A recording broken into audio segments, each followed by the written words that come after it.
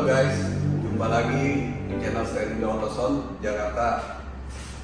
Kali ini saya mau unboxing untuk brand GL Audio dengan produknya speaker ya, speaker 3-way.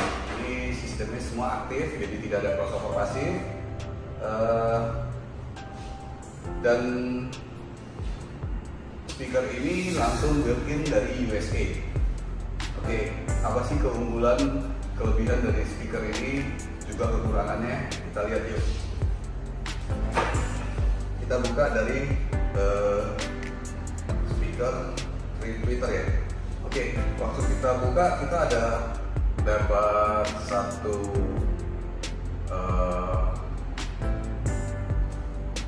semacam sertifikat dari GL Audio. Di sini ada date-nya itu tanggal pembuatan dari si produsen. Juga ada serial number untuk QC-nya, sudah di QC atau belum. Jadi dan ini tulisan tangan mereka ya, langsung ya. Jadi bukan print-printan. Dan saya yakin untuk kelas barang seperti ini R&D-nya cukup bagus. Oke, untuk session Twitter ini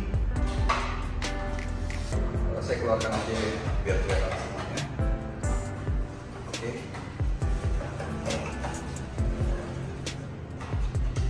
Di sini ada Twitternya.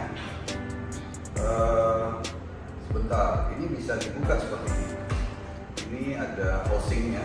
Jadi ini hostingnya, oh diecast. Hostingnya ini rigid banget. Oke. Kayaknya sepertinya Twitter ini, oh oke. Ini sistemnya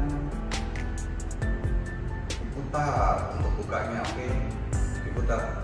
Ya, ini dengan bahan yang sama. Oke, Twitter ini punya magnet neodymium dan terbilang cukup tebal untuk sebuah Twitter. Oke.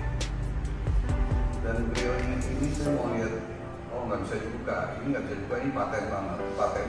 Dan grillnya ini bukan plastik loh, ini aluminium nih.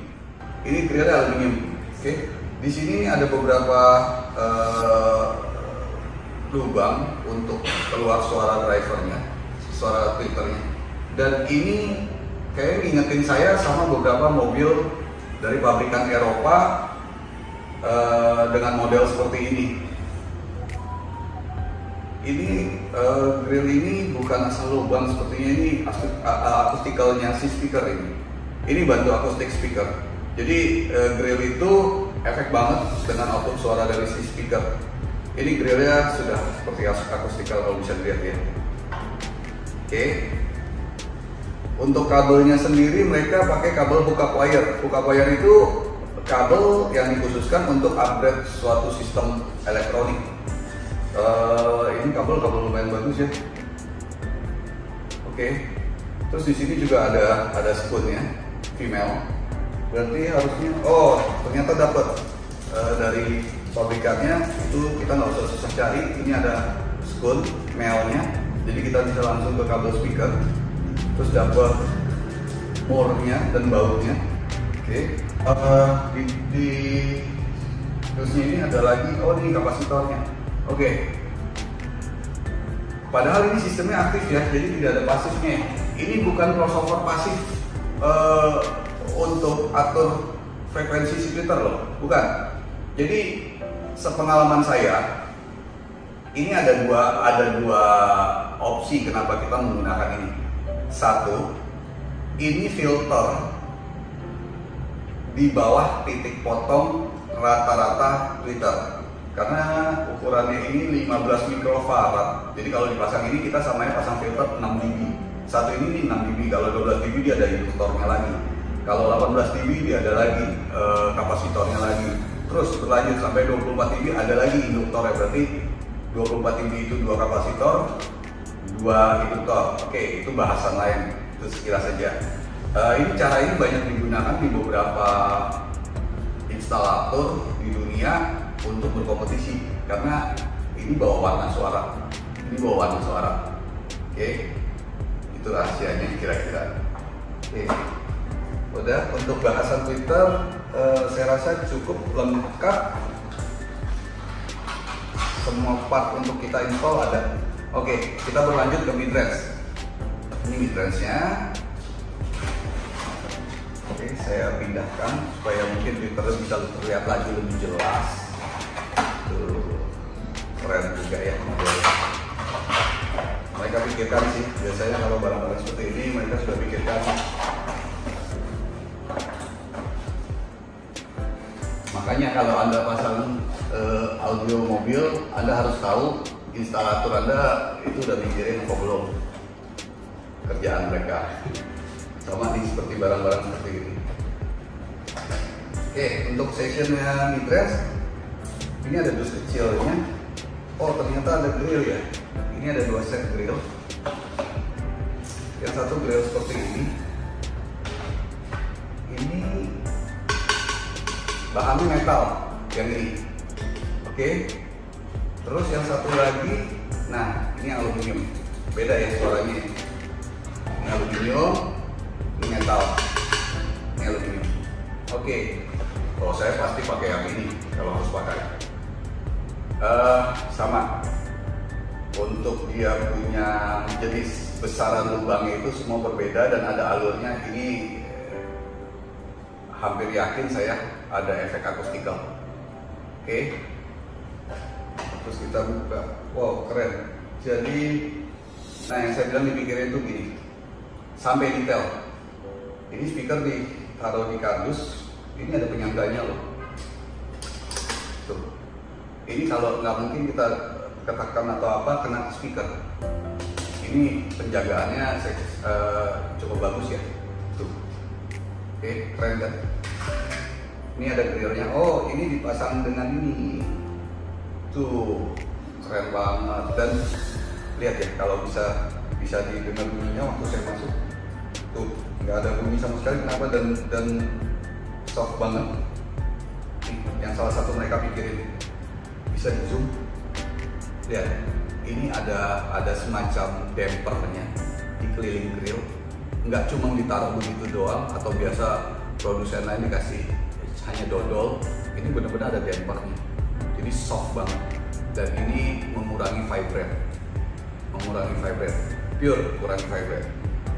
Itu yang saya bilang, semuanya dipikirin dengan mereka. Oke. Midrange. Wow, lumayan, bobotnya lumayan berasa. Oke. Nah, kembali saya sharing. Pertamanya dulu ya, untuk bahannya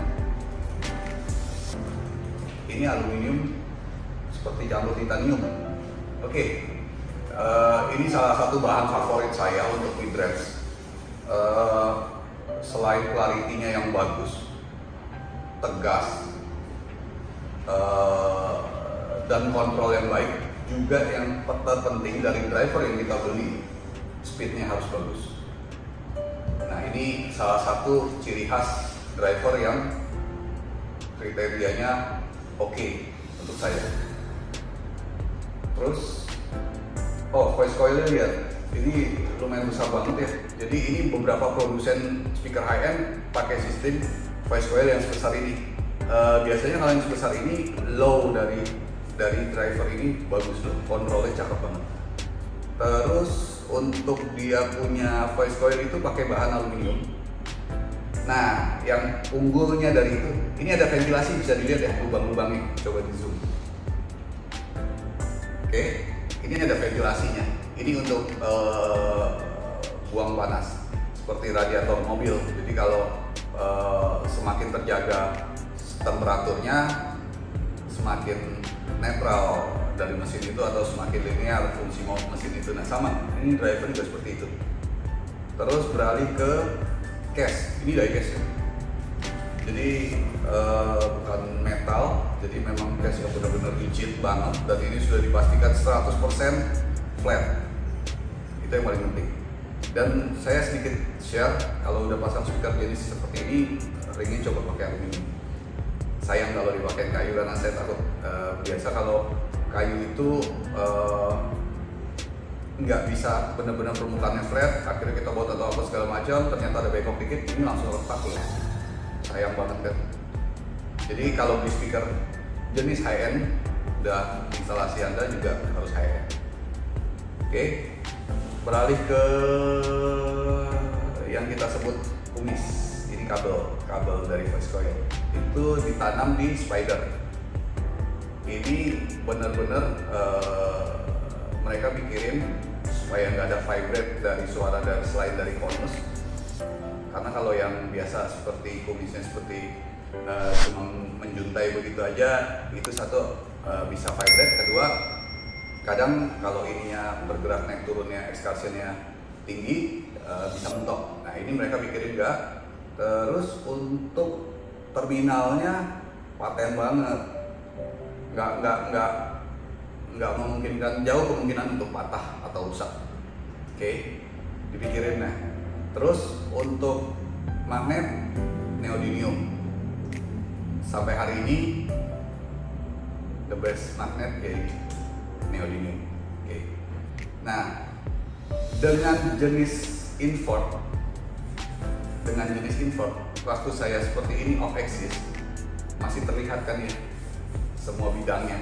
Nah berarti informasi dari driver ini ke telinga si pendengar hampir 100% diterima dengan baik walaupun off axis, tidak on axis. Oke, dan untuk pergeseran fasenya sedikit sekali dibanding yang jenis face plug. Ada lagi yang jenis face plug, bukan nggak bagus, jenis face plug ada keunggulan sendiri, tapi rata-rata pada umumnya harus on axis, tidak bisa off axis. Karena kalau ada face plug itu dia kayak semacam meminimalisir fase standing wave dari speaker. Jadi itu benar-benar harus on axis. Oke. Jadi tergantung kebutuhan dan estetika apa yang kita mau di mobil. Nah jenis ini nih bisa masuk ke standar mobil. Contoh mobil Eropa yang lambang segitiga atau lambang garis tiga yang Eropa itu driver midrange ada di pintu, atau beberapa mobil Jepang yang lambangnya L itu speakernya di dashboard. Nah ini kita bisa lihat semua ya, kalau di dashboard kan segini kira-kira ya sedada kita ya, kita bisa lihat semua kan. Nah ini hebatnya bisa masuk ke tempat OEM, dan itu saya yakin karena selama ini saya berkecimpung di dunia audio, sudah banyak speaker yang sudah pernah saya trial. Jadi saya tahu kira-kira karakteristik yang bakal disembur dari speaker ini seperti apa. Oke, saya rasa untuk session midrange itu cukup. Nah, ada sesuatu yang lebih aneh sedikit di mid bassnya dari desainnya. Kalau dilihat sekilas ini seperti dome yang tadi saya sebut ya, gasket dome. Tapi kalau di zoom coba, ini ada trapnya. Ini ada trap. Ada berapa trap? Ada 2 trap. Ini saya pasti yakin kan, ini untuk minimalisir fase. Kenapa? Mid bass di mobil itu selalu seperti ini, rata di pintu. Dan ini akan menimbulkan gejolak fase di dispersinya speaker. Ini nih. Ini yang penentu dari hasil suara speaker kita. Oke, saya nggak ngomong ini terbaik ya, nggak. Tapi untuk di pintu mobil kita butuh minimalisir fase yang terbentuk, karena speaker ini nggak langsung terpecah atau begini 45 derajat atau enggak. Itu speaker benar-benar pure 90 derajat. Oke. Terus yang kedua, bahan rubber ini udah rubber, jadi kalau soal usia nggak termakan usia gitu. Iya. Oke. Terus untuk jenis bahan ini masih pakai bahan polypropylene. Untuk mid bass ini bassnya kental banget sih ya. Depthnya juga dapat, speednya juga oke. Untuk voice coilnya masih size normal ya, tapi nggak umum banget besar ya. Jadi ini agak lebih besar. Terus untuk yang saya bilang tadi, kumis dari voice coil kabel itu tetap ditanam di sini supaya untuk meminimalisir vibrate atau terbentur dengan konus. Terus untuk terminal sama seperti midrand, kuat banget. Ini juga diecast. Jadi saran saya pakai ring aluminium ya, jangan ring kayu karena sayang banget. Dan ini sudah ada 8 lubang untuk baut. Pakai baut jangan disetruk, sayang banget. Karena ini polis dan kalau setruk kena vibrate itu lama-lama pasti keputar kembali. Tapi kalau mur baut efektivitas kuatnya jauh dari setruk. Oke. Untuk magnet masih pakai ferrit nih. Mereka sepertinya Midbus mereka pakai teknologi bukan lama ya, tapi memang teknologi yang biasa digunakan beberapa banyak speaker untuk Midbus. Mereka pasti mikirin untung ruginya ini dipakai neodymium atau ferrit. Tapi beberapa produsen terkenal sampai hari ini tetap untuk Midbus ferrit. Oke. Tapi boleh dilihat ya, dari spider ke magnet ini agak jauh nih jaraknya, nggak seperti speaker pada umumnya. Dan berarti ini Midbus long throw atau excursionnya tinggi, jadi loncatannya bisa lebih tinggi. Dan yang terpenting yang saya tahu sesudah saya perhatikan tadi secara teknis speknya, ini sensitivity-nya tinggi. Jadi kita nggak perlu power yang besar. Ini kita bicara aktif ya. Satu driver kita kasih 75 watt aja sudah cukup. Sensitivity-nya yang tinggi. Oke. Kalau speaker-speaker zaman dulu banyak yang sensitivity-nya rendah, jadi mesti diangkat power yang satu channelnya 300 watt, 50 watt. Ini enggak sih, nggak perlu. Udah oke. Speaker-speaker jenis ini speaker yang didesain untuk di mobil, tidak di dalam box demo room. Oke, karena kalau jeli, coba perhatikan di speknya beberapa masing-masing speaker itu pasti ada yang namanya QES, QMS, QEC. Itu semua technical dia. Apakah ini bisa di dalam box atau harus di VR? Nah, jadi seperti ini mereka pikirin sudah memang di mobil, dan itu di pintu mobil itu kita bilang kategorinya VR. Jadi gak fair kalau saya coba ini di demo room, saya harus coba ini di mobil langsung. Oke, nanti saya coba review kalau saya udah pasang. Berarti tinggal dari harga. Ini harganya high end banget dan boleh jadi bahan pertimbangan untuk driver dari brand lain, kompetitor lain. Ini salah satu JL Audio ini salah satu brand yang sudah tua ya. Jadi mereka nggak mungkin bikin satu kualitas itu asal-asalan atau quality control yang asal-asalan, nggak mungkin banget. Dan ini built-in USA. Tadi saya ada lihat di busnya itu built-in USA. Ada kalau nggak salah ada di label ini.